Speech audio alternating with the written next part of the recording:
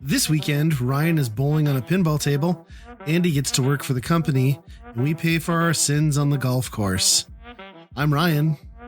I'm Andy. And this is Weekend Rental, episode 168.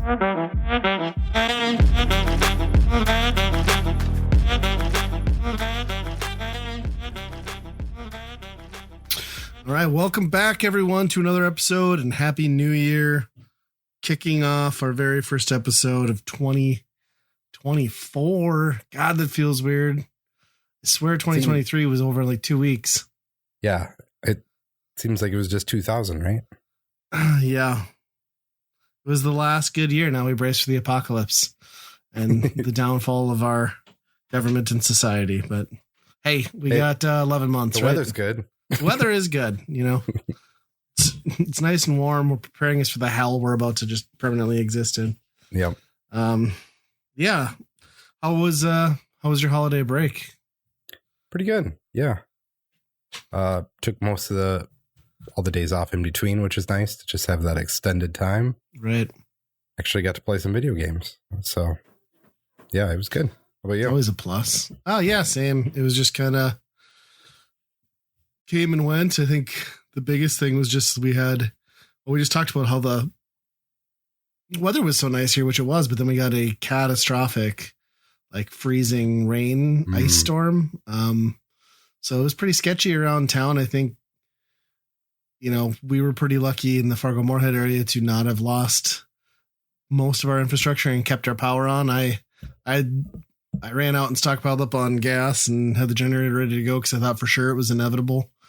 And yeah, if anyone's listening from a climate where you don't get horrendous winters, basically what happens and what did happen is it rained well at freezing temperatures for the better part of a day and a half. And there were parts of the state just west of us that literally when that happens, the power lines get so caked and the power poles get so brittle, it literally snaps them like pencils. And I think there's still areas near Fargo where people are probably just getting power back. I think I read there was 1,000 people still off the grid. I work with a guy who lost power just north of town on Tuesday morning, and then didn't get it back until Saturday at like 8. He texted everybody. So, and I felt bad for him because he sends like the outage map, right? So it's like the company gives you the outage map and it's like how many people are affected. And he's surrounded by all these dots that are like 375, like 250, but then he's one dot in the middle. It's just one. He's like, he's like, this math doesn't bode well for me. And he was right. Like, obviously you're going to prioritize, you know, the cities over the one guy out in the country. Yeah. It was pretty wild. I mean, I hadn't seen anything like that since I was a kid in like 1997 was the last time I've seen a storm like that. And that was same thing. I think our town that I grew up in was without power for 4 to 5 days. Jeez. Yeah. Yeah. We didn't get nearly that bad as you guys. Ours stayed rain for a decent amount of time. So yeah, you guys like Minnesota. Well, Fargo even was almost kind of like the cutoff. It was like right at the edge of where it started to warm up. It seemed like, you know, and the crazy part is like we got another day full of rain. Had like the southern winds not come in and just like warmed up the temperatures just enough to keep it from freezing. There's no doubt in my mind that it would have just been like days of devastation, you know? Oh yeah. You know, I pulled into our driveway and I have a massive tree that hangs over. And that thing's about 4 feet off the ground when I got in. So to drive around it, got my car into the driveway, and that thing shattered by like 10 o'clock. And it was just like crazy. Wow. Huh. So it made things exciting. It was kind of nerve wracking because I was just preparing for the worst. Like it's going to go out. Power's going to happen, but we made it. We survived. Yeah. Which it just sucks because like what's better though too, if it would have been like 4 degrees colder, we would have like 4 feet of snow. You know? Yeah. Well, and isn't that it's crazy too, because it's not like it got that warm. Like we literally just moved like 2 or 3 degrees on the scale, and it was enough to like give us a little bit of fortune, you know. But yeah, you're right. Like if that had turned into like that heavy wet snow and gotten a foot on top, which easily could have happened. Mm-hmm. Good Lord. Yeah. So it was a memorable Christmas for sure. Yeah. I mean, besides the usual stuff. So, and yeah, it was nice. We hung out, played some games. My son we made him put down Fortnite. So made him play with us. The entire time? The entire break? No, just like pull him away for an hour or two. Here Okay. I mean, he needs Fortnite. He can't not have Fortnite. Yeah, that's almost like a science experiment if you take that away for that long. And then, I don't know. Is your daughter into the Squishmallow stuff? My daughter's a Squishmallow addict, and then they released the Squishmallow Happy Meals the day after McDonald's? Christmas. Yep. Yes. Yep. So we've been buying shit tons of McDonald's. I think I've bought like 4 Happy Meals a day for like about a week. Oh, we don't eat them. We just like take the toys and like the kids will have a burger here or there, but we're done now. Now everybody's eating healthy because we're in the new year. But sure. Been a lot of diarrhea and Squishmallows right now. So. Those ones are like the perfect size to throw, though. Yeah. Yeah. My son got a gigantic Pikachu one. Oh, nice. Probably comes up to your waist. I saw they had like 2 or 3 Pokemon ones, right? Like around the holidays. Yeah, I can't. I thought it would be big when I ordered it, but when it came, I couldn't believe how big it actually was. Like it's not something you can even like keep in your bed. Yeah, we've got a couple of those around my house. My daughter's more into like the medium to small size ones, which is nice. Because they're a lot cheaper and take up a lot less space. I mean, granted, she's got like, I don't know, fucking 100 of those things. I don't even want to do the math on how much she spent on Squishmallows, but yeah. Yeah, you getting new games then, playing new games out of the holidays. Yeah, so we got a few over Christmas. I want to bring up one that I was excited for, I thought. We got Sonic Superstars on the Nintendo Switch. Thought, finally, they made a multiplayer Sonic. We've had so much fun with Mario Wonder. Let's do Sonic now, right? Yeah, makes sense. And that game is unplayable in multiplayer. Even 2-player, I would not play that game. That is kind of what I heard from the reviews. I don't even know why they even bothered. How nobody came to the conclusion that this is awful. Because what happens? Why even include it because they really touted that too. Yeah. You know that what was I mean? like the main selling point. Yeah. Yeah. I'm not sure. Because what happens is as soon as the main person ahead goes off the screen, right? It kicks the other person off the screen. And then as soon as they stop somewhere, then they just pop up kind of in the middle of the screen again. So they don't even like bubble and like carry along. Like they're just nope. They just pop just up warp again. In and out of existence. Yeah, and as you can imagine, how fast a Sonic game is. So like, you have to be right on each other's heels to even stay on the same screen. Right. It's like one. You have to perfectly hit certain things to make that happen too. Yeah, it's impossible for 2 people to play a whole level and not get bounced. Sucks. It's way too zoomed in too. Is it fun on its own then? Like, is it solo or is it not? It's not bad. Yeah, it's not bad but I haven't put a whole lot of solo time in it either because that's not why you wanted it. Yeah. That's a bummer. How much did you get it for? A good deal at least? I want to say 30. I don't remember how much it was, but it was Frontiers is still the peak of Sonic, is what you're saying. Yeah, well, Mania is definitely the highlight, but Frontiers is still not too bad. I should go back to that. Never did finish that game, but I'm still a big defender of that. Like, what was that one a few back? Forces, right? Yeah. I think it was just fine. Yep. Nothing wrong. I mean, I don't know. There's no redemption arc for Sega and Sonic anymore. And it also terrifies me that, they're like, hey, we're bringing back Jet Set and Crazy Taxi. And it's like, you guys, and Golden Axe. I'm like, you guys aren't capable. Like, I'm sorry. You're not capable. I'm hoping that's a bunch of indie developers that like pitched him the idea. Which I could see Sega being like, sure, yeah, whatever, if you want to use these. That would be smart of them to do, but at the end of the day, they're not going to save them. They're not going to be big games, I don't think. Yeah, it said that like the best things that you think Sega-wise recently have just been stuff made by other companies using their legacy IPs, like Streets of Rage 4, for example. Mm-hmm. Sonic Mania even wasn't even them, really.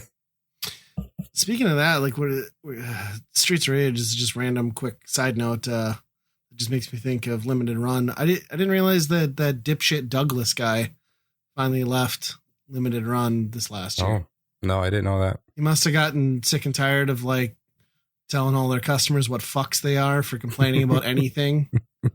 Like just decided to like unburden himself with douche tweets 24/7. Yeah. I feel like the same vibe from that company is still happening though. But yeah, I mean they built the whole company on no customer service, but I mean that guy was just like blatantly a piece of shit. Yeah. Like, I don't know. I kind of get irritated that Frank Cifaldi and the video game history thing is all wrapped up in there now too. It's like you're trying to do a great thing, but working for a company that's only doing bad shit. Yeah. For the community. Yeah. Yeah. But anyway, I just saw he was gone. I was like, well, that's good. I don't have to look at his stupid ginger emo haircut anymore. So yeah, well, I guess I cut you off a little bit and went on a sidetrack, but what else have you been playing then besides Sonic Superstars? The only other game I got was Mario RPG, which I guess I don't have a lot to say about that because it's pretty faithful to the remake of that game. Sure. It feels a lot snappier, but at the same time, I'm remembering like, like those era RPGs or even like 32-bit RPGs. I felt that they were always so slow when you go back to them. Right. I haven't been back to Mario RPG in a long time, so maybe it isn't that big of an upgrade. It just seems like this is a lot snappier, and I wouldn't be surprised if you could beat this game hours sooner than the original. Yeah, I hated RPGs back then, so I tried it, but it was never going to be a game that I was going to get into. I did buy it for the Switch because I should probably make myself experience it. Because I mean, I like Paper Mario, and I mean most of those. Paper Mario, yeah. I mean, the first two especially are good, so I think I could probably make myself go through it. We'll have to see. Not very long. I think it's maybe 10 or 15 hours, which is not long for an RPG, I guess. But no, but that's good enough for someone who doesn't like RPGs to struggle through it. Yeah, it's just, I mean, the graphics are nice, so like they remade the graphics and they look great. And beyond that, there's some like rendered cutscenes that they've done. But that's it. So like, that's what's really got me worried about, like when they're doing the Paper Mario thing. It's like, how are you even going to tell that this is, a remake? Sure. That's what they're pitching it as. It's not even like an HD version. It's a remake. It's like, well, what did you really add? What are you doing? Yeah. Right. What are you doing? I don't know. Ask Capcom. I'll have some ideas. Yeah. Yeah. Well, that's cool. I mean, those are both newer, higher profile games. I mean, Sonic kind of fizzled, like you said. Got Pikmin 4 too. I want to get into, but I haven't. Oh, nice. But that one is very easy compared to the other ones. I know, like everyone I've heard has said like they've blown through it in just a few hours. I mean, I think there's like post game stuff, but sure, they've taken a lot of like the impending doom elements out, which is fine because like we've had enough of that. Yeah. How about you? Did you get anything? I did not. I got 8-Bit Christmas 2023 from my family. I have not played it yet. They threw in like a bonus little weird like mini cartridge that is a 4 GB thumb drive, which I Googled because I was like, I'm not just going to plug like a random thumb drive into something that we didn't order. Because I guess there was like some issue with the order this year. Like my wife had like put a custom message on it and they lost like the text and like had to scramble and do a bunch of emailing to get it on time, which I still haven't seen my custom message on there, but they did pinball again, a new table because the pinball one was so popular a few years ago. So we'll check that out. I did do a fair amount of gaming. We had a couple Mario Party sessions and did some more 1-2 Switch. Then I was getting really bored with Mario Party Superstars because I don't know, if you're going to make a game called Superstars and it's supposed to be like all the best shit from like all the Mario Party games, granted I haven't played 99% of them, like why is it like 4 maps and like the standard 8-character roster? How have they not updated more into that thing? It's so unbelievable. It's like, you're bored as hell with it. Like, I mean, it's nice that they streamlined a lot of stuff, but it's just like, all right, I'm sick of these maps. So we went back to Super Mario Party, which is the one, that first came out on the Switch. And we unlocked that last level, which I think is like the least bullshit level because it's like the star never moves. Like everybody knows what you're doing. We did like a couple sessions on that and had a good time. Everyone was pissed by the end of it. We did a 2-hour, like 20 move session on Christmas or New Year's Eve. And then, nobody was happy by the end of it. I won. It was great. So kind of dusting that one back off. But again, I just don't understand because like you need more variety. There can't just be 4 boards. Like the boards and the changing of scenery to me are almost more important than the options of mini games. Like I just need more aesthetic. So whatever. It's fine. I think they're both the best iterations of those Mario Party games, and they're both still just like pretty fucking stupid at the end of the day when you really think about it. Yeah. I mean, they're not as bad as like 9 where you're driving that car and everybody's in one thing. They've gotten back to the better stuff, but yeah, they're just dumb in general. But we've been playing them because it's an easy time waster and everyone can just kind of get into it for a little bit. Yeah.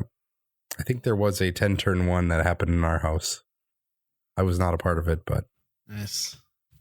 My wife cleaned up, I think. I don't like the 10-turn. I feel like 10 isn't enough to strategize. And then like your mini game winnings aren't really enough to capitalize on, but yeah. Plus, and then the bonus stars where it's like whoever landed on the most red. And it's like, well, one person landed on a red one time. Yeah, it's dumb.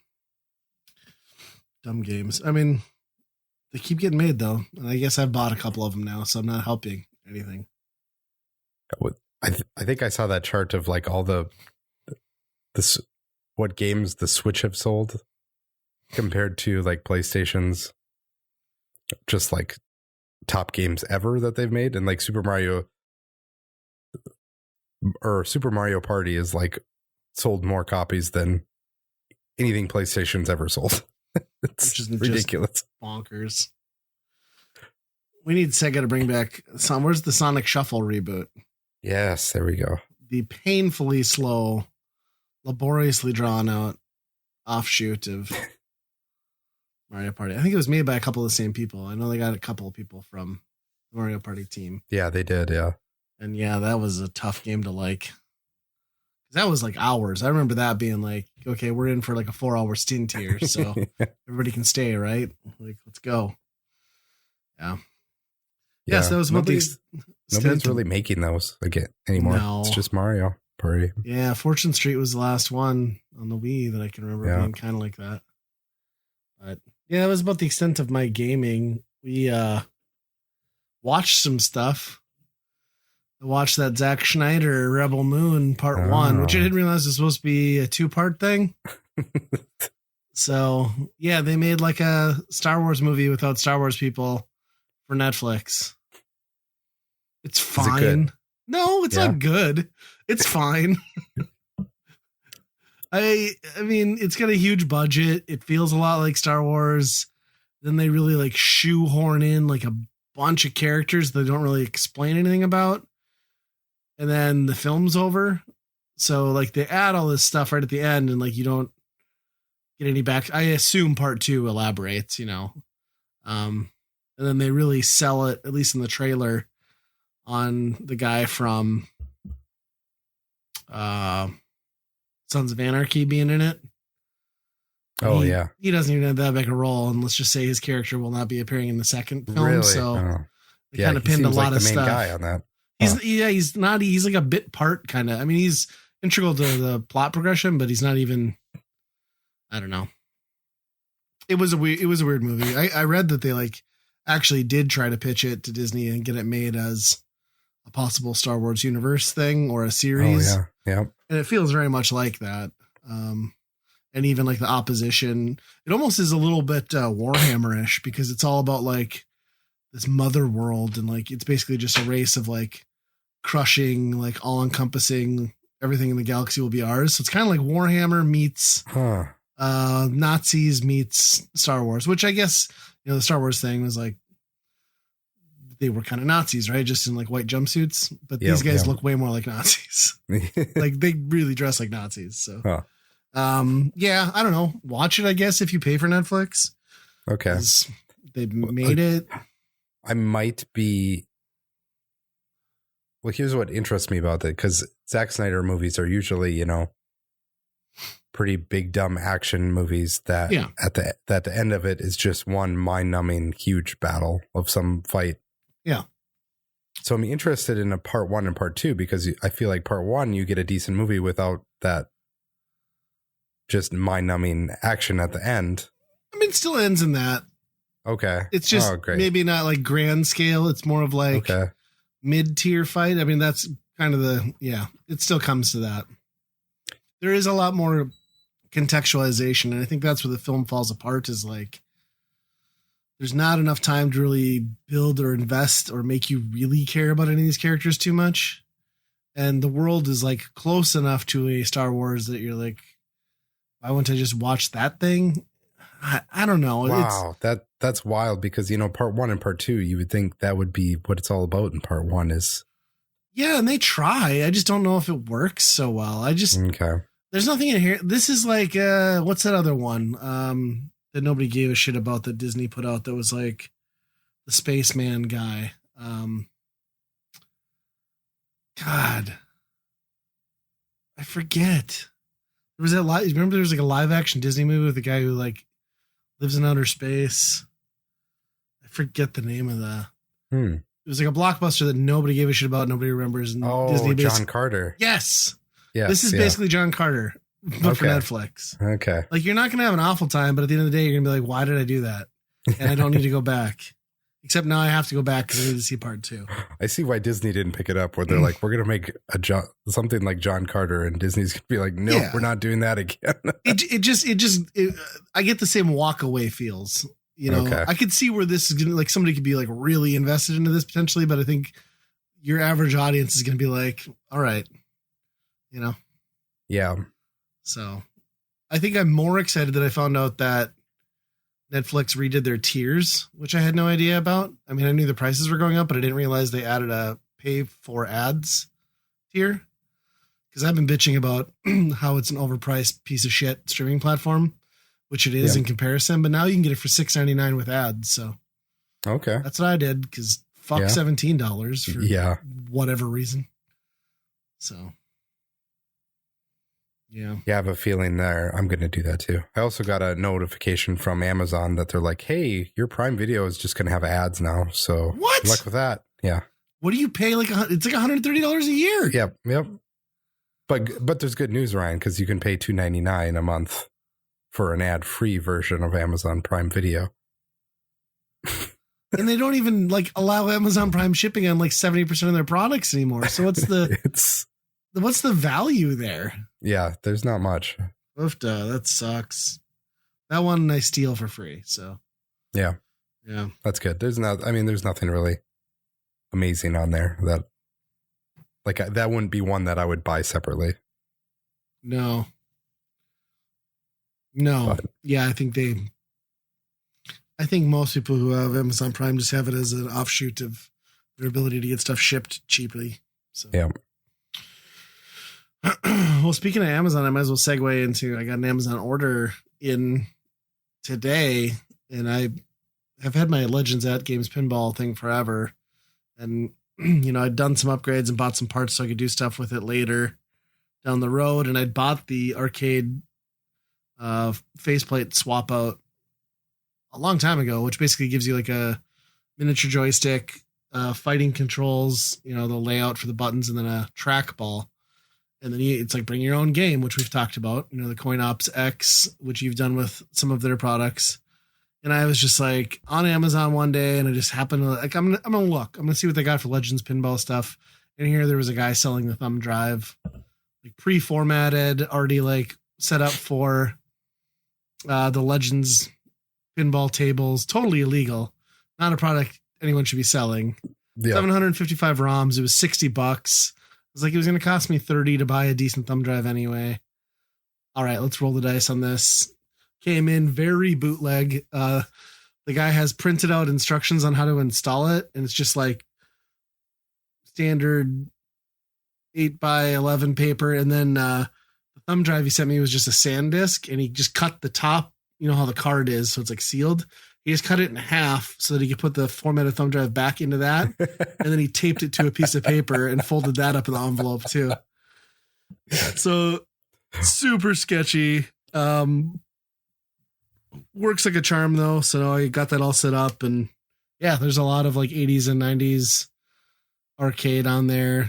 Stuff like Arkanoid and stuff is really fun because it works with the trackball, which if you don't have the turn dial thing is the next best way to play, I'd argue. Yeah.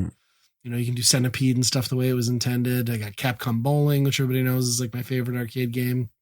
Not the greatest trackball. You got to kind of adjust for what it is, but I've been playing a lot more pinball lately since they did the Gottlieb update and overhauled the base tables. So I figured since that cabinet was getting more attention, why not drop that thing in? And yeah. I got all my Donkey Kongs, a lot of the one screen games. They just kind of fit good on that vertical screen. Mm-hmm. So, yeah, that seems like an awesome way to play that certain type of game. Yeah. And shooters, I think would be really cool on there too. Yes. Yeah. And there's lots of those. There's like, I noticed there was like Gunbird 1 and 2. The shooting category is fully loaded. I'm very excited to get into that at some point. So, yeah. And the control stick is only one person, but it does have a USB port like on the unit itself. So I can just plug in, I think virtually any USB controller, and I can have a second player or more if I want to. So pretty cool. So yeah, I was hoping to get a good deal on one of those this year, but nothing really materialized. Maybe once they get into the full swing of the 4K tables next year and they're in production. Yeah. I'll really push to get those in it because I think like that's the direction they're definitely going. I think they're going to be doing less and less to update the standard HD one like I've got. And if they're getting the licensing deals. But here's the thing is like with those licensing deals and the cost of what the 4K one's going to come at, like you're dangerously close to just being able to buy and restore like some of these original tables. So yeah, I don't know. You're kind of crossing over from like casual enthusiast to serious money. Yeah, you can still load all these other tables in on those too, or not? Yeah, yep, you can.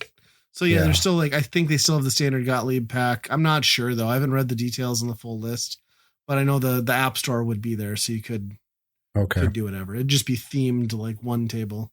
Yeah, which is kind of cool, but then it breaks the illusion too of like, well, now I'm playing a game on a table that has like different marquees and stuff. Yeah. Because I saw they're doing deluxe editions too with like extra bells and whistles on top of the backboard and things. So. Oh, sure.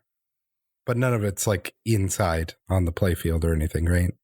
Right. Yeah. Yeah. Yeah. I saw that Stearns is kind of teasing their big table for the year. Yeah. What was it? I just saw it. I think it looks like Jaws, maybe. Jaws, that's what it was, yes. And I just remember thinking, like, that's not that exciting. I mean, no, it could be cool on a pinball table. It's not the most modern theme, I would say, but I think it could be pretty cool what they could do with it on the table. Yeah. I mean, you think a big shark head on the table? Yeah. That'd be cool. Yeah, that's pretty true. That's a pretty good point. I mean, I think it could be a big central piece that would look really neat. I'm sure it'll be great. I mean, they don't really make bad tables, so. No, but exciting to know that that's the one that we're going to be playing at MGC. Yes. Probably. Speaking of which, I broke down and bought all my stuff for MGC, so. Jeez, you're on the ball again. I wasn't going to go. I didn't want to go. I really didn't want to go this year. My wife kept saying like how much my kids are looking forward to it. My kids were asking. So then I just like looked because they were sending a bunch of like emails around the holidays, you know, like buy your tickets now, get vouchers. And I looked, and the hotel that I like to stay at was rolled into their partner hotel program now. And it was like $150 a night, which that place sometimes gets to like $200 to $300 depending on. Yeah. So I was like, fuck it. If I'm getting the room that cheap, right where I want to be, I'll just go. So we're going Friday and Saturday again. I'm bailing on Sunday, and we'll get back and do the preview night with my son, do the full day with the whole fam, and I don't know, hopefully the weather's good. Yeah, I think that's our plan too. Yeah, you should get in on that sweet Spring Hill deal. It's a good price. That's $150. That's not bad. I mean, you got to keep in mind you're going to pay $30 a day for the valet parking, but you're also getting like a full breakfast for the full family, which is nice. And you're attached to docks, which is excellent. Yeah, that's true. So, yeah, I'm tentatively excited. I don't plan on buying anything. I guess it's the part that like I'm more there for my kids' excitement at this point than me getting excited about anything. That's true. I don't think I bought anything last year, really. No.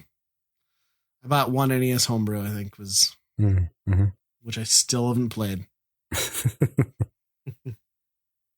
how it goes. Yeah, for sure. So what's Lethal Company? Oh boy, have you not heard about this game yet? No. Okay, so it's like the It game now. Okay. Like coming soon, or it's out now? It's out now, and it's like the zeitgeist. Everybody's streaming it and playing it type game. Okay. It's a game made by one guy, I think, where it's a multiplayer game where you play with up to 4 people. And you go to these different moons from a spaceship. You go into these like factories, or just like, it's just randomly generated corridors, basically. Okay. And you loot all these corridors of the stuff, right? And you have to bring it back to your ship and then eventually sell it for money to meet a quota. But the interesting part is that it has local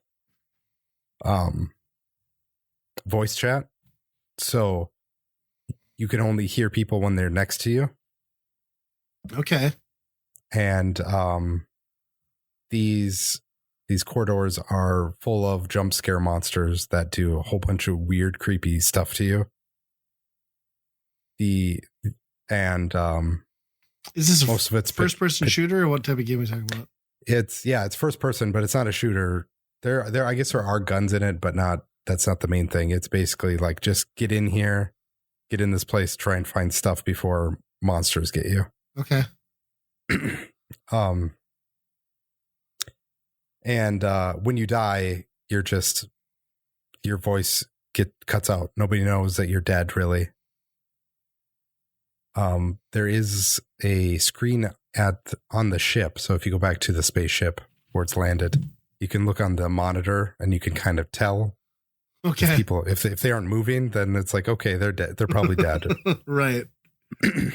But so there's a lot of that too, where it's just like everybody's back and we're like, where's the other guy? Is he coming? Or, then you're like, you just like leave their corpse behind and move on to the next mission, or what? Sort of. Depends. You want to keep as much as you can because you get penalized if you leave a corpse on the planet. So sometimes somebody will die. So you have and to we'll go see that recover they'll the body die. or what? Yeah, sometimes people try and go back in there and be like, I got to go get the body. And that's usually a dumb move because that's also where the monsters still are. Right. Sounds interesting. I haven't really heard anything about this. Oh, yeah, it's a blast. I've been playing with my niece's nephews. Okay. This is on everything? Steam? It's probably just an early access, one of those type of things. Okay. So I think it's only on Steam right now. Free to play? $10. So it's nothing special, but there's some wild, the designs of the monsters and like what you need to do to kind of circumvent them is pretty wild. There's one where there's like a little ghost girl that only attacks one person. So the entire time there'll be like whispers in your ears, and then you'll turn around and you see this girl and everything. And one person is just freaking out in the group and everybody's like, what's the problem? They're like, that girl right there, you can't see it. I'm like, no, there's nothing there.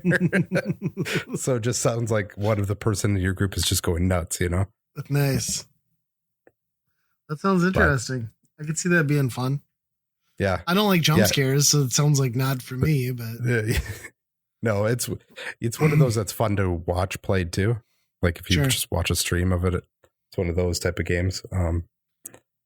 But also at the end of the day, it's one of those games where it doesn't end, like you just, it's a run-based roguelike. You just try and go as far as you can. Yeah. The extra money that you get, you just buy dumb shit. Because then you're just gearing up for your next adventure or kind of yourself out. Yeah. Your quota just gets bigger each time. So you have to loot more stuff and make more until you can't, or,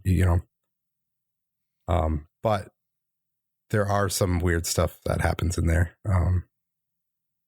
Since it's made by one guy and it's pretty early on, there's some buggy stuff. Oh, sure. That almost makes it better. Yeah. My one nephew opened one of the present gifts and it was like a toothpaste, but he tried to set it down and it would lay on the ground, but he would still have it as an inventory. And all of a sudden he had infinite toothpaste. So we were selling all this infinite toothpaste to, the company there, and just basically infinite money. And it kind of breaks the game, where you're just like, after that, you're just like, well, what are we doing going to all these other planets? We have $1 million of money. Yeah. But we got into a pretty big nightmare because I thought it would be funny. And I went and bought like 10 boom boxes. And I brought them all on the ship, turned them on and put them all the way around everything. Except there's no indicator to know if it's on or not. So once you pick one up, you can't necessarily tell if it's one of them that is still on or not. Oh, so there's no way to cut the noise because you're constantly flicking on and off. Nice. Yeah. So we ended up like taking one boombox and like running out into the jungle and then like checking to make sure if it was off or on. Way to go, Andy. Yeah. That's awesome. It was a pretty good nightmare though for a while there. I'll have to look into that one. Speaking of streaming, did you catch that kid who streamed like a final, like the first official beat? He beat Tetris on the NES. No, I didn't hear about this. Yeah. So he's 13 years old, did it on a live stream about the last week. So there was like the world record was getting to the point where these theoretical game breaks could happen. Like some nerd spent a whole bunch of time like pointing out the probability of like how the game would break and when and what you need to do based on like how many lines, what level. And this 13-year-old kid on a live stream, I guess the first opportunity to break the game is at 155 and he missed it, but made it through to 157 and was able to pull off a 70% probability glitch and bricked the game. First person to ever do it. Jeez. Wow. So it was like a score couldn't be loaded into memory at a certain point. Yeah, I would assume. Well, and he was playing a modified version of Tetris that even allowed like one more character in the score count, but like he'd been playing so long that like the score count is like just all maxed out at 9s. Yeah. And then it just locks it up, and like you could tell like he's in pain too, like because he's doing the whole like roll tap technique, you know. Played for like 40 minutes and just like it's kind of an awesome clip to watch because he just kind of like loses it, which fuck yeah, it's pretty sweet. So pretty neat. Now I'd imagine that's gonna add in a whole new layer of game breaks. I think the next thing that a couple of them said they were gonna go for was like the clean game break, which I think would I don't know, but in my mind that would mean that they hit the first opportunity at level 155 and get that done, and that's your break. And that'll probably become the new race, is like who gets the fastest to kill it, you know. So pretty wild. It's funny because the kid's like on the live stream, you know, and you can hear like his parents come back in the house, and he's just like, mom, come look at this. And she's like, you know, total mom walks in the room. She's like, all right, that's nice. Good job, honey. Just like walks out like zero shit's kind of thing. But yeah, it's incredible to watch. I mean, there's video out there, and well, there's quite a few videos now, but yeah, the actual clip from Twitch is nuts. Wow. Just the color palettes you have to deal with, I think, is the hardest part, because like you get some like blacks and stuff that get thrown in that like I don't know how you decipher that stuff. Yeah, I wonder if it's like random enough still, like what pieces you're going to get that there isn't a perfect score then. I don't know. I think Pac-Man is like you can get to the end and you can get a perfect score, right? At this point. Well, probably. I mean, those people that analyze that stuff and figure out the speedrun stuff are on a whole different plane. It's just nuts. But yeah, I just thought that was wild. I like that it's like a 13-year-old kid too. Like, who would have really no reason to be picking up NES version of Tetris. Not that it's not a great game, but what drives a kid that age to master something like that? Mm-hmm. It's wild. Yeah, especially that version, right? Yeah. Because Tetris is Tetris, but you could pick a million different ways to do it. Right. Seems to be the gold standard, though, is the Mario one. Huh. What is Disney World Minecraft? Are you still on a Minecraft server kick? No, so the kids got some mine coins that they could go buy their own worlds, right? Okay. One of my kids picked Walt Disney World Minecraft World. So it's a version of Walt Disney World. Did Disney officially work with Minecraft to make this happen? Okay. Yeah. It's officially Disney. I suppose now you could make your own Steamboat Willie world. Be good. They couldn't sue you, but right. This one is, it's officially licensed, and it's just a recreation of Disney World kind of in Minecraft. And I think the most enjoyment I got out of this was all three of my kids hopped in there and they were very excited about everything. And they were exploring just all of the corners of Walt Disney World. And my daughter almost immediately somehow got into the ride of It's a Small World After All. Oh, nice. Which it must be true to the length of the ride, because it was like 15 minutes in this ride. Yeah. Just singing this song for 15 minutes straight while my other two boys are just like running around like, I found Aladdin, I found Mickey Mouse, and she's just like, I want to get out of here now. It was hilarious. Well, if you've ever gone on that ride in real life, that's basically the feeling that everyone has. Yeah. The only reason to go on that one is to get out of the fucking heat. Yeah. So they have everything in there, like the Avatar stuff and like all the new things. And I don't think they have the new stuff, but they have a lot of the original stuff, like, Space Mountain and Jungle Cruise and all that stuff. So you can go on a lot of the rides. Yep. Interesting. Yep.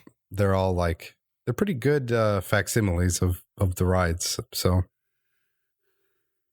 that's been kind of interesting for them. And the main point of it is like going around to all the characters too, and like getting their autographs. I think that's how you technically beat it. I don't know. Interesting. But my daughter was pissed to be the first one on that ride and just while everybody else was having more fun doing everything else. You live with the choice you've made.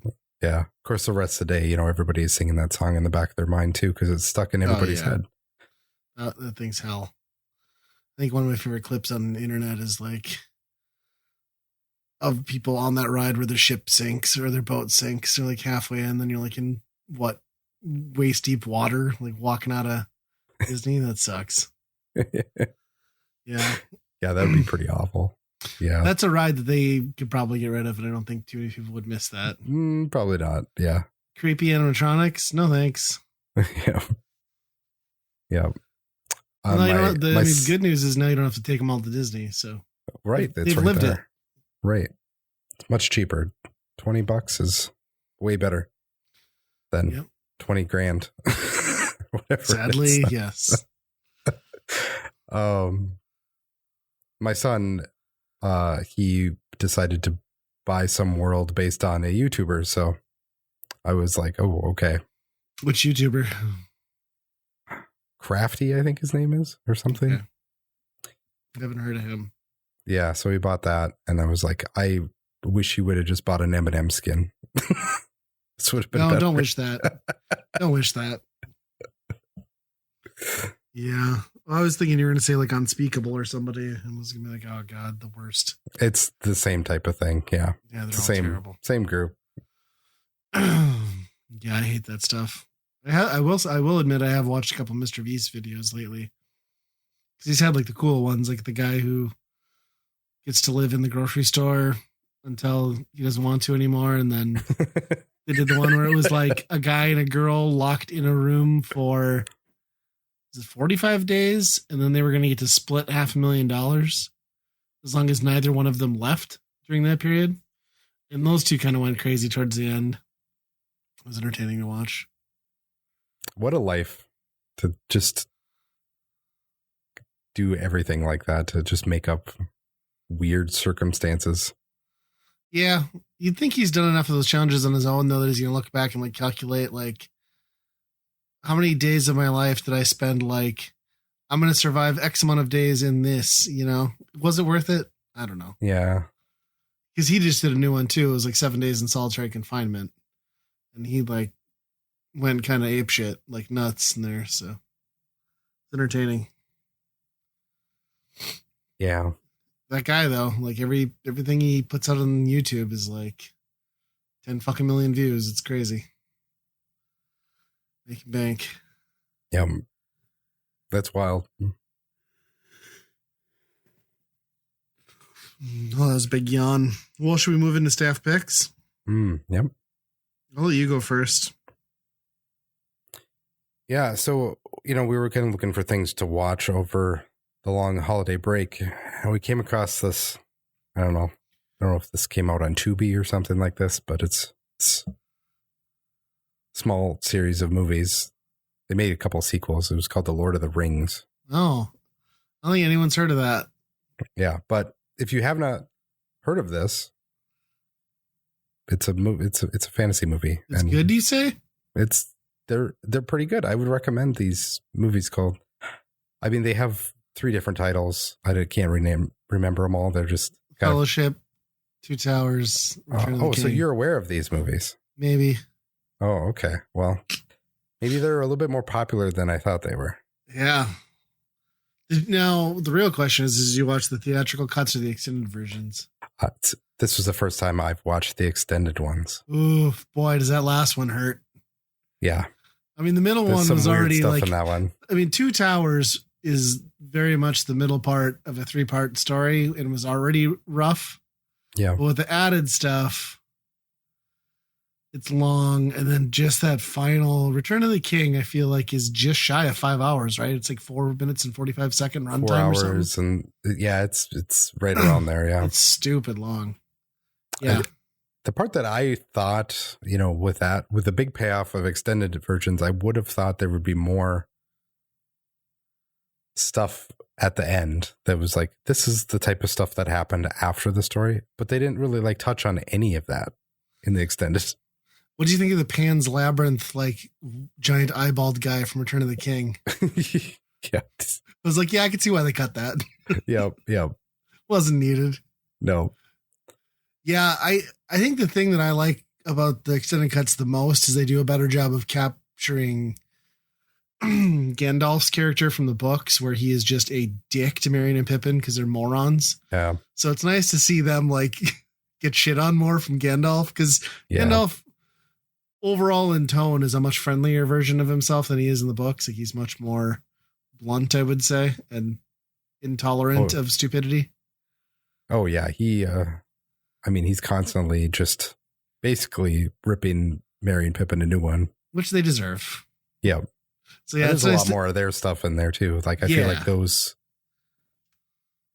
characters are the ones that really got more airtime, I think. Yeah, I agree. It fleshes that out quite a bit. I mean, and there's like the added stuff from like the battle scenes and stuff too, but it's like some of it you're like, well, I'm not quite sure, because there was just so much there anyway. Point. Yeah. My only complaint with the Lord of the Rings trilogy is I think all of it's aged very well, but there, in particular, that CG they used for the ghosts in Return of the King, and then some of the Gollum stuff just does not hold up. So like, I'd like to see them like try to maybe make that look better somehow, but I don't know what they can do. Like, yeah, I don't want them to Star Wars that shit either, but no, I know what you mean. It's not necessarily like that the CGI is terrible. It just seems like the lighting of the CGI is off. That just somehow makes it a little bit too uncanny valley when it's the rest of it, they do such a good job of like immersing you into it. And it just kind of, it sucks that those little things pull you out. Yeah. Nothing as egregious though as like Legolas's detransformation and aging from the Hobbit trilogy. Like all of that is just like stuff that makes your bones chill. Yeah. Don't watch it. I haven't watched any of those yet. Yeah, that's the right answer. I watched the first one about halfway and I was done. I watched all three because I felt like I had to, but I was like, I hate this. Yeah. Yeah. Yeah. My nephew is watching him for the first time and he was told that he had to start at The Hobbit first. And I'm like, boy. No. Don't know why you do that. I mean, start with The Hobbit, but read the book. Yeah, sure. Yeah. And then if you really want to, watch the animated Hobbit. That's what we did. We watched that one. Yeah. I mean, everyone knew when they said that was going to be, well, first it was 2 films, right? Like, we're going to do 2 films. It's like, it's a 180-page kids book. It doesn't need that. And they're like, no, we're going to make it 3. I'm like, you really don't need that. So, I mean, yes, The Lord of the Rings, 3 movies. Yeah. 900, like 800 pages or whatever that is. Makes sense. Yep. Yeah. I wish they had never done The Hobbit to the way they'd done it. It almost one movie would have been fine for that, yes. But I'm curious, how did your kids, because they're still, that's a lot of viewing and not necessarily up 10-year-old's alley or younger. Yeah. So that was the kind of the interesting part, to see how well they responded to it. Sure. And I think, even my youngest watched a lot of it too. Okay. But she's only like 4. So it was like, maybe I'm putting too much on these young kids to see some of this stuff. But I think it's one of those things where if they go off the older kid, so if the older kid doesn't react as if it's scary or something's wrong, then it just seems fine, right? But yeah, my 10-year-old, I think they all liked it quite a bit. I don't know if my younger 2 really understood the whole, like what the ring was doing to people. Sure. Right. That is tough to understand on a concept wise. Like, why is this person different than how he was acting before? Yeah. Yeah. Did they comment on the awkward ending of the Fellowship where Sam just stares at Frodo from behind with like the, God, I'm going to get my dick in you look?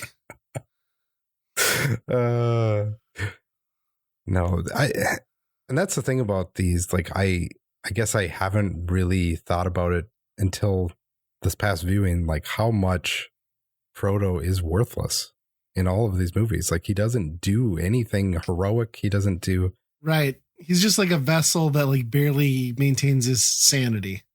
Right. He's like taking one for the team just to hold on to the ring. Right. That's about it. Yeah. Sam does all the real work. Frodo wouldn't have gotten far without his Right. Sam. Yeah. Sam's the one that got shit done. Yeah. Yeah. Yeah, I still love them. I mean, they're well, there will never be like a series of movies that are that like world dominating again. You know what I mean? Mm-hmm. At least of any quality and substance. I mean, say what you want about Marvel movies, but there's a reason they're killing cinema too. So Yeah. Yeah. The other thing that I was thinking about while watching this, that if this would have been better as a series, and I think it might be, because each of the movies, you could split them up into 1 hour chunks pretty well. yeah. Because especially the second one, that one kind of, the first one, they travel all over the place. Here's the Elf Kingdom. Here's this thing, and that could be, episode. Yeah. The second one is a lot of just kind of like, I don't know, wandering kind of. I was going to say that's I think the Fellowship gets my favorite edition from the extended cuts, and that's seeing Bilbo's trolls where they end up camping out. Oh yeah. The stone statues from the Hobbit. Like, yeah, I think that's my favorite piece of lore that they added. Yeah. Yeah. I think really you're right. Like it would totally work as like a 12 episode TV series. I just don't think anyone was doing production at that level. No. Back then, like no one would invest into a TV series like that. No. It's amazing these ever got made in the way they did. I mean, they literally had to like build full scale armies and like weaponsmiths, and I mean, yes, there's a bunch of CG, but there were still dozens and dozens of on-set actors, and yeah, and to finance all three and shoot them all at the same time, and that's because like you can do that wrong. Look at Narnia, you know what I mean? Like, yep, you can screw the pooch. Yeah. Look at The Hobbit. He did it. The same guy did it. Yeah, that's true. Wasn't it? Was it Tarantino? No. Who was originally supposed to do The Hobbit? Maybe it was Tarantino. Really? That would have I don't remember. It wasn't Peter Jackson. Hobbits are barefoot, so I'm sure he was all about it. Yeah. I just know he came in like after that production just didn't take off exactly. Yeah, I forget. I watched something on it. Well, it was on the fact that, The Hobbit is a bloated fucking mess, which Peter Jackson can only take so much of the blame for, because New Line Cinema was like, no. These print money. Like, you will make more of these. Yeah. Yeah. Yeah. Well, that's cool. I've not heard anything about that TV show, though. Like, it was a big deal when it came out, and I have not heard anybody talk about it. Yeah. I liked it. A lot of people bitched. I thought I captured the feel of Middle Earth just fine. Like, I don't know how like outstanding the writing was, or they didn't bury the lead. I think as to what was going to come very well. So it was kind of clear if you piece things together. But I thought it was really good. I mean, it was far better than The Hobbit was. So yeah, I hope they get. I think they're doing more, right? Rings of Power or whatever. Yeah, I think so. So yeah. Those are worth a watch for sure. Yeah, I think we're planning on watching those. Well, that's cool. I'm glad you get the family into that early. Yeah. So the amount of violence in that movie, none of my kids were fazed until Gollum bites off Frodo's finger, and that was the thing. That's the one, not the spider and the like punching him in the belly. No, it's none of that. It's none of the heads getting decapitated all over the place, or orcs getting birthed, and what, just right. That's the one. But I could see that. I mean, I think that was part of the when you have kids writing, they write the good guys as good guys. Sure. And they kind of write Gollum as like a misunderstood good guy, and then right, he does that at the end. Well, he died happy though with that bloody little ring. He got what he wanted. He did. Well, speaking about trilogies. Yeah. So I don't even know how many books are originally in this one, but that Percy Jackson series, that kind of like that book series did pretty well. I don't know how big it is, but it kind of came, I feel like that landed right hot off the heels around tail end of the Lord of the Rings movies and like the Harry Potter taking off. I've never read any of the books. They made 2 theatrical movies. From what I've understood, they screwed the pooch pretty bad in the first film, though, to like make, or the first or second film, maybe both, to where like the through story arc didn't make sense. I don't know if that's the reason they never continued wrapping it up, but Disney felt it was a good enough property to do a series on. So on Disney Plus now there is a Percy Jackson series that is. Oh, this is a series. Yeah, I thought it was a movie. Okay. Yeah, new episodes every Tuesday. Episode 4 just dropped today. They dropped the first 2 episodes right over Christmas break. Very good. They cast Percy younger, which I think helps because I think that's how he was in the stories. Because I feel like by the time they got to the second Percy Jackson movie, he was already like 20.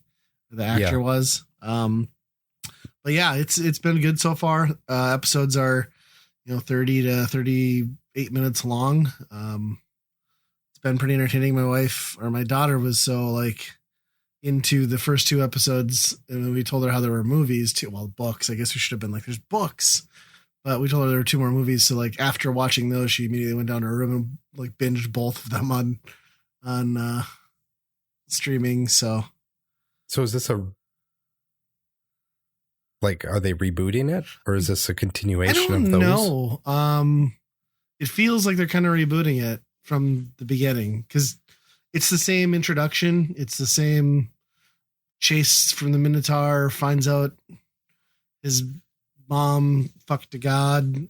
So it seems like they're just trying to redo it, and they've done a pretty good job with it. It's got really good production values, really good CG.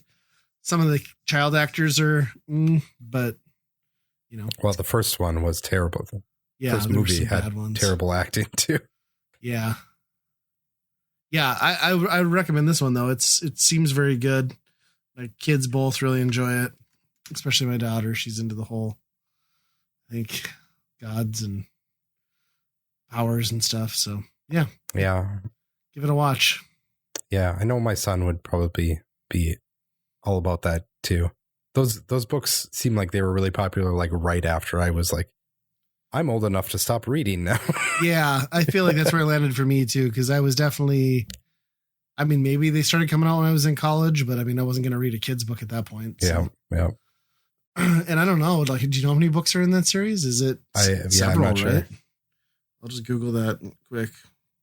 Yeah, I'm not sure. I forgot they made a second movie even, because it was like years later. It was like 3 years, I feel like. Yeah. How many Percy Jackson books are there? 6, it looks like. Okay. Interesting. Oh, 5? This one says 5. Another one's a 6-book collection. 5 books. Okay. Interesting. Yeah, I think it will end up coming out a lot better. Hopefully it just is one of those things where they like partially see it through and then don't do a second series or whatever. But yeah, I highly recommend it for anyone with kids. It's entertaining enough without kids too. Yeah. I mean, adults will enjoy it. But the funniest thing they could do is get to the exact same point as where the second movie ended and stop making the series again. So it doesn't progress at all. We just have weird the reboot stops at the exact same spot again. Be terrible. Yeah, I guess they could. Yeah, if they're going to do, presumably, if you do a season out of each book, 5 seasons, it's a good run. Mm-hmm. Oh yeah, so that's like unprecedented for streaming. Yeah, there's not a lot on. Even like, what Loki wrapped up with this new season too, didn't it? We haven't finished it yet. But. Yeah, we haven't finished it yet either, but I would imagine none of that stuff really, even like The Mandalorian, I feel like is not going to last. Well, what are they doing with Mando being gone too? Like, it's so stupid.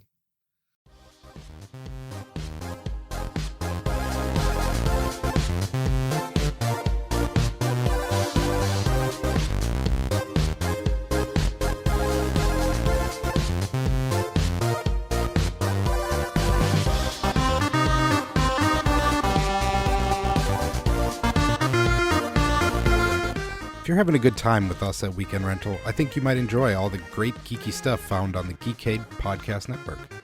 They've got podcasts about games, music, movies, and more. Plus, if you order off their secret menu, also known as the Geekade Patreon, you just might find an exclusive movie podcast hosted by Ryan and myself. Check it out over at geekade.com. And hey, if you'd like to turn Weekend Rental into a true multimedia experience, our YouTube and Twitch channels might just be for you.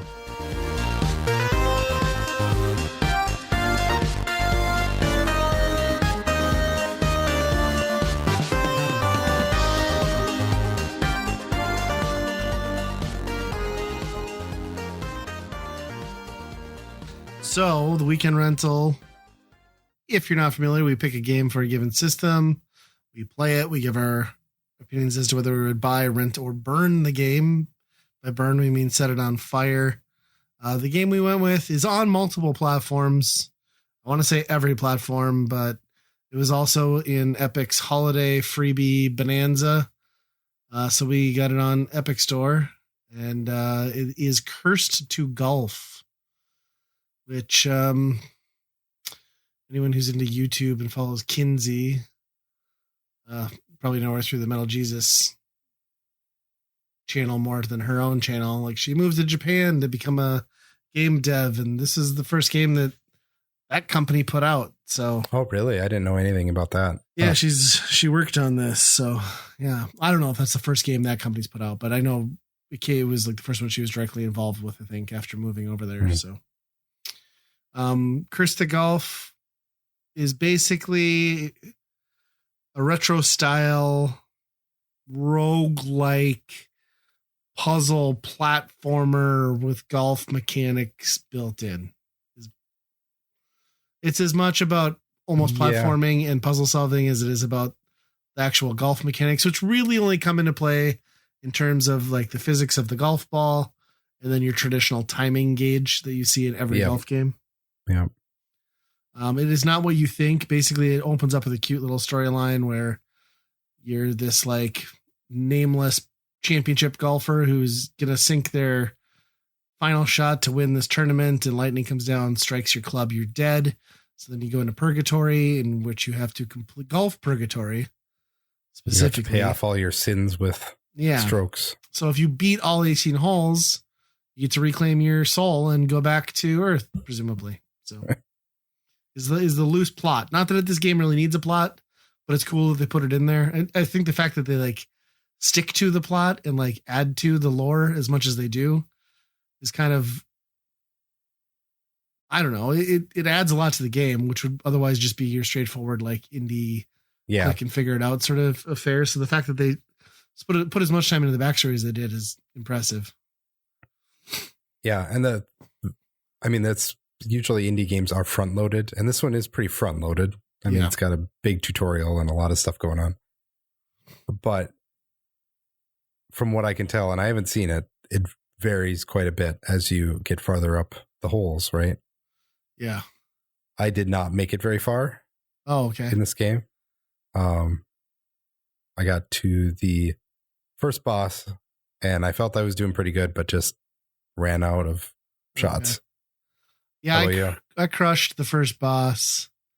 I didn't get super far. I got to I think I'm on the 9th hole. And that's where the difficulty spike. Because I'm doing some of those cursed levels. Oh, it is nuts. What I've heard is that there's 7 total holes, and it randomizes each run.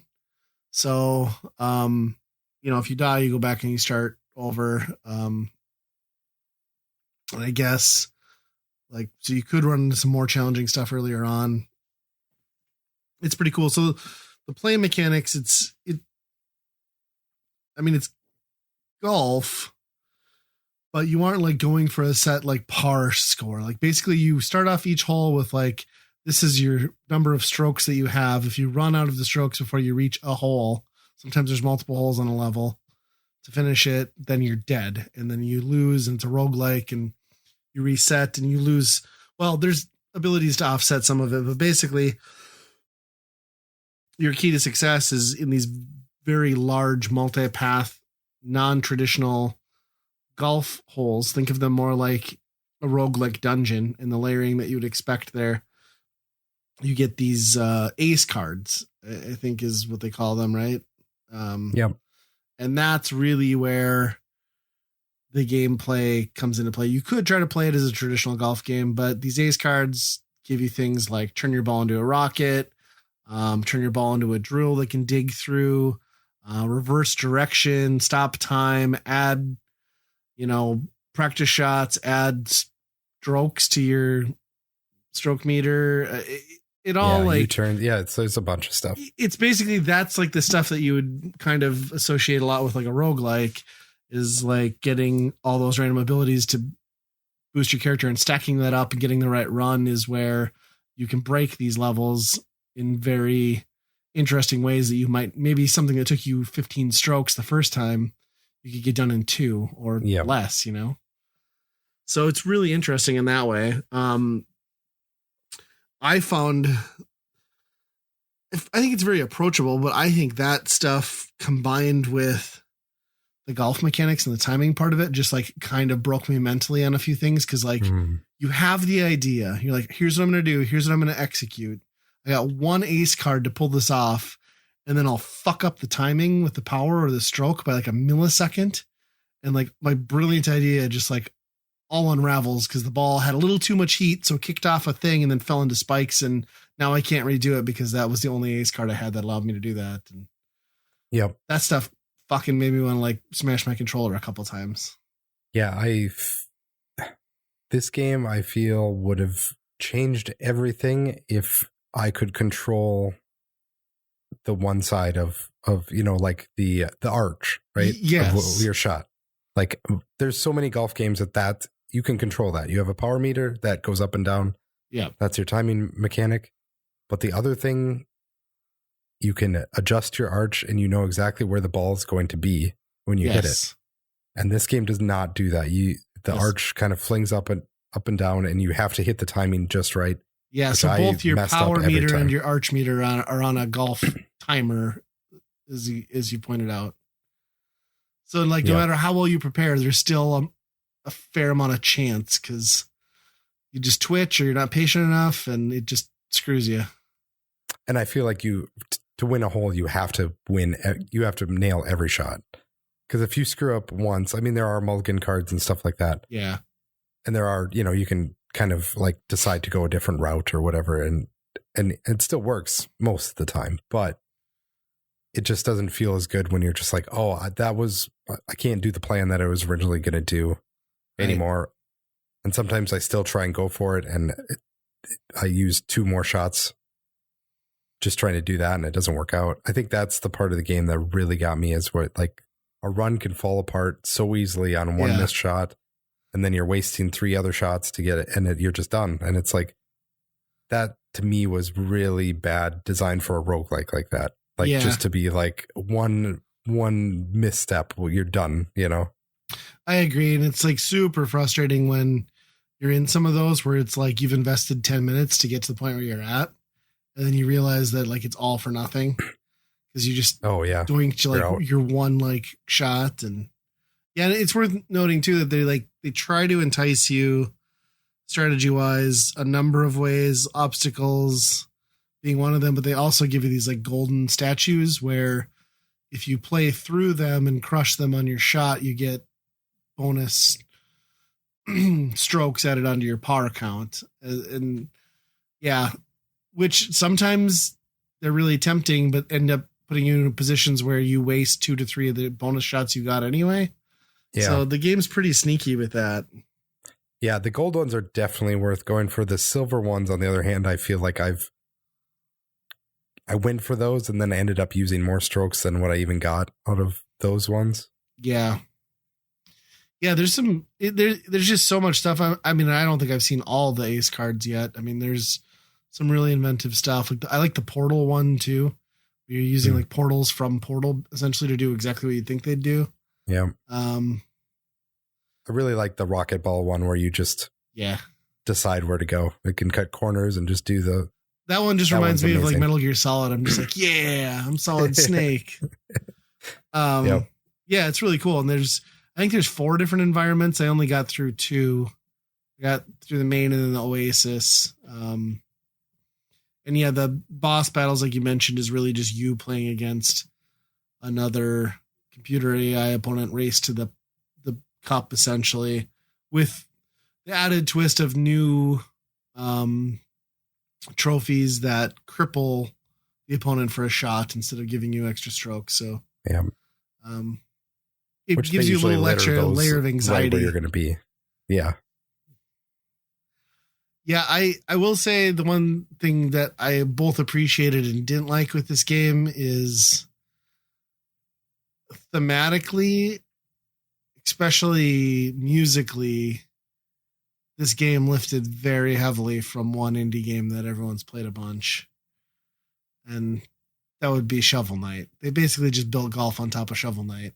Yeah. Is what I feel like. The music reminded, I mean, it's chip tune, so maybe that was causing some of the familiar vibes, but I really feel like it had that kind of like dungeony music, chip tune sound to it graphically. Even like, look at like the Scotsman, like the first guy you run into seems like somebody you would run into in Shovel Knight. Like a Shovel Knight guy, yeah. So I don't know.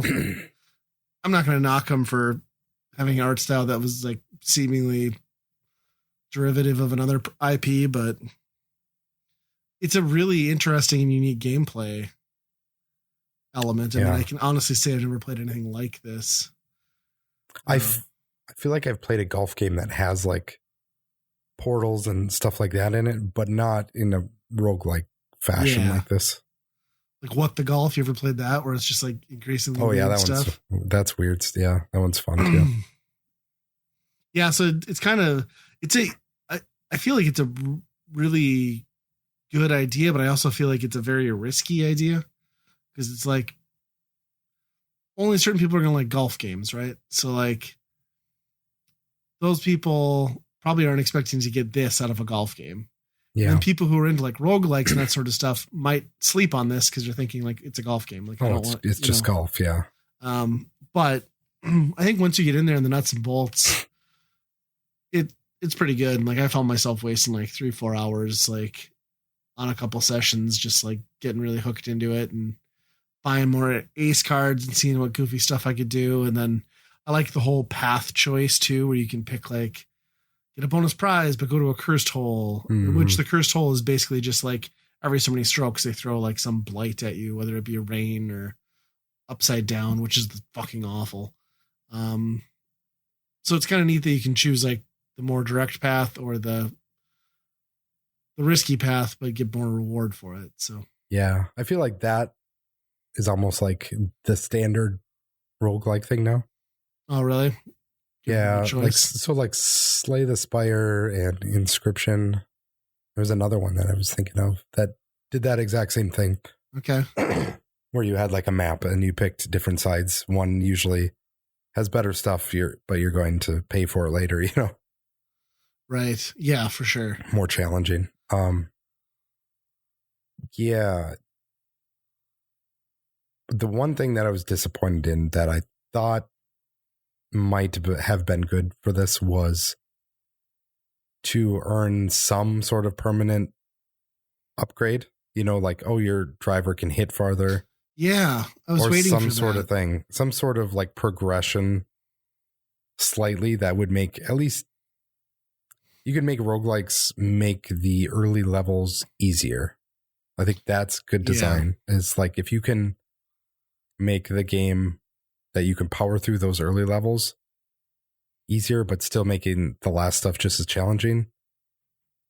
That's like the best. And I think they could have done that. Like you make they have a little bit of it with the pin system. Like but pins give you some buffs, but yeah, they kind of. But it's nothing like substantial in the way that you're saying, though. Yeah, like you're not overall like your stats don't ever take permanent increase, which I agree because I kept thinking like, especially during the boss battle, like how come that guy's drive is like fucking 30% more than mine, and how do I get there? You know what I mean? Yeah, and I was reading more after I got in with my play session that like I never understood what like that picture book or whatever was in the shop, but apparently you can use that to like take your ace cards and stick them in there so that when you do finish a run, it doesn't wipe those. So you could actually bank ace cards. Even if you like run out, you die on a run, you can right. Keep yeah. So cards. Whatever's in the album carries to the next. So you can stack your deck that way. Oh, that changes everything then. Yeah. Yeah. Because that's really what, I mean, the gameplay is basically based on the cards. Right. And using them more wisely. often than not, I found I got into a spot where I didn't have the right cards. Yeah. But yeah, and it's a sickening feeling too when you're like, I'm fucked. Yep. But that part is inherent to roguelikes. I mean, that's oftentimes you're like, oh, I don't have the right power-ups that I would prefer for this moment, but. Yep. Well, what do you give it then on the Byron Burn scale? I'm going to be pretty harsh on this one. Okay. I think the way they did the like I said, the arch, I think is the thing that breaks the whole entire game for me. Plus, on top of it, you can never see where it's going to go either. There's no way. That is, yes. That is hard. You're just kind of shooting in the dark a lot of times especially if you're using a driver or an iron. I think that part broke the game for me pretty badly, where I would feel good about a run and then I would all of a sudden hit my driver or whatever and it would land right next to a wall, right? Even using backspin and all this other stuff, right.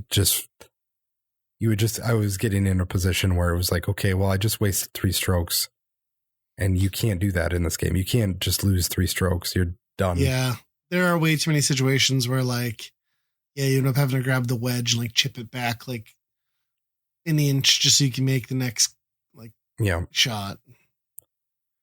And it's defeating. And that is kind of those type of golf games for sure. But this is also a roguelike. So it's just like the time that you have put into it is just, you're done. It's not you can keep playing and see what your score is at the end. Right. Yeah. Well, where do you land with it then? I'm going to give it a rent because I think it's got a lot of stuff going for it. But I'm very close to burning it because I think that the way they designed that specific mechanic, I think just made the whole game broken for me. Okay. Yeah. I mean, it is a pain point. I know exactly what you mean. And for anyone listening, you can zoom out and see where you're going and what's ahead. But to Andy's point, once you lock in that angle, you're just guessing how far that it's is off screen. So you're kind of calculating in your head where you think that's coming down. So it is, that's a very good point. It would have been game changing to be able to just zoom out enough to see where your full shot was going. Even if in the middle where the arch is going up and down, to be able to zoom out and see the range of where those would land, that would be perfect. I would take that, but couldn't even get that. Yeah. That when you point that out, that is a weird design flaw or choice. I still really though, I had a much different experience. I really liked this game. It connected with me. It does get crazy difficult. I don't know that I'd sit down and complete it, but I would definitely give it a buy. I was pleasantly surprised with it. I don't know what it retails for when you're not getting it for free, but by $20, I think is or less. This game is definitely worth picking up and playing. I liked it a lot. I've actually been wanting to play it forever, and I just wasn't going to buy it because I wasn't sure on it. But hey, you're getting it for free. Free, yeah. Great game. Price is right. Yep. I can't believe you almost burned it though. Wow. Yeah, I don't know. I was that specific thing just. Yeah, now that you pointed out, I was frustrated with that too, and it is kind of a critical. But it had to have been a choice, right? They had to have wanted just that element of chance. I guess, but that's so tricky in a roguelike because it's you don't have one hit kills in a roguelike. That would be insane, Yeah.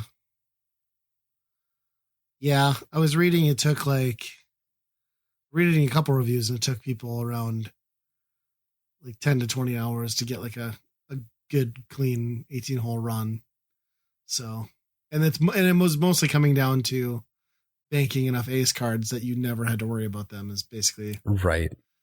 So that's kind of what I figured is like if you're able to build up cards, which I wasn't, that was part of the problem, is that I was using cards in every hole anyway. Yeah. That then you'd have enough of a stack that you could actually traverse pretty well and do what you wanted. Yeah. What kept pissing me off, like I always had a pretty good stack of cards, but what always pissed me off was like I'd get nervous because I get down to like 1 or 2 shots, and it's like, well, I don't want to like hit something, take a penalty stroke, then my game's over. So I'd use like a +3 or a +6, and then my next hit would land like right next to the pin. I was like, fuck. Like I could have just saved that whole card. Yeah. Yeah. I did find out that if you hit any of the idols with a practice shot, you get to keep the strokes. No shit? Yeah, so that was huge. Okay. Once I started figuring that out. I didn't know that because I never even bothered using them because I was like, well, what's the point of a practice shot? But yeah, that would have saved me a lot of like, I guess I'm going to wedge it off the wall as hard as I can and hope it comes back somewhere playable. Yeah. Yeah, it's funny. Interesting. Well, that makes that card a lot more valuable. I'll have to remember that. I'm going to look for a mod to fix that one issue. Zoom out? And then it'll be a good game. Nice. I'm going to email the devs. Maybe they'll patch it in. Mm-hmm. Easy mode. Yep. Well, finally did a PC game on Byron Brand. That's yeah. It's retro inspired. I guess that's an episode. Another one down. What are we up to? Yeah. We said it at the top of the show. 168, is that right? Something like that. There we go. We'll have to figure that out, I suppose. But yeah, I wanna know what everyone's favorite golf game is. Because there's a lot of good ones out there. There are a lot of good ones. I used to play a lot of just crappy Windows mini golf ones. I don't know why I like those so much, but I was a pretty big fan of like Apple II mini golf, like the really basic. It's all right. Golf with Friends, I think, is pretty good. I don't know if you played that. Yep, that one's pretty good. There was that one that was it's a very minimalistic, like forever golf. You just kept going and going and going. I forget what that one was called. That was pretty good too. It was an iOS game. Anyway, I want to hear what everybody else's is, and you can email that to weekendrentalpodcast@gmail.com. We're also on Twitter, so you can let us know there. But until next time, be kind, rewind. Fore.